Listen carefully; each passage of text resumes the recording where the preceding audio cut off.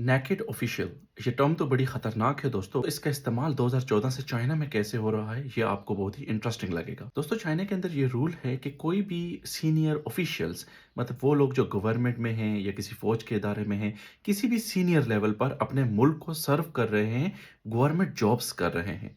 अगर उनकी फैमिलीज मुल्क से बाहर मिसाल के तौर पर ऑस्ट्रेलिया, कनाडा, अमेरिका, यूरोप किसी भी मुल्क में रहती हैं तो वो नेकेड ऑफिशियल्स कहलाते हैं। अब 2014 से उन्होंने ये रूल निकाला कि कोई भी वो ऑफिशियल सीनियर ऑफिसर जिनकी फैमिलीज मुल्क के अंदर नहीं बल्कि मुल्क के बाहर रहती हैं, उनके बीवी बच्चे, उन लोगों को उनकी नौकरी से हटा दिया जाता है। अब आप सोच रहे होंगे कि उन्होंने ना कोई करप्शन किए ना मुल्क से बाहर पैसा भेजा है, उनकी तो सिर्फ फैमिलीज बाहर रहती हैं। हर कोई चाहता है कि उनकी फैमिलीज बाहर रहें, अच्छे मुल्कों में पढ़े लिखें, अच्छे माहौल में रहें, लेकिन चाइना ऐसा नहीं चाहता। लेकिन चाइना ये समझता है कि कोई भी ऑफिशियल अगर मुल्क के अंदर कमाता है, यहाँ सर्व कर रहा है, तो उसको चाहिए कि वो अपनी फैमिलीज को भी यहीं पे रखे। जिस मुल्क की वो खिदमत कर रहा है उसको चाहिए कि उसका निज़ाम भी उतना ही बेहतर करे जिसमें कि उसकी अपनी फैमिलीज भी रह सकें। दोस्तों है ना ये बहुत ही इंटरेस्टिंग बात। तो दोस्तों ये कानून चाइना में ऑलरेडी लागू है और चाइना का कोई भी ऑफिशियल अपनी फैमिलीज मुल्क से बाहर नहीं रख सकता, क्योंकि इससे मुल्क को खतरा हो सकता है। वो ऑफिशियल जो कि मुल्क में सर्व कर रहा है वो उस कंट्री के खिलाफ कभी भी कोई भी ऐसा एक्शन नहीं ले सकता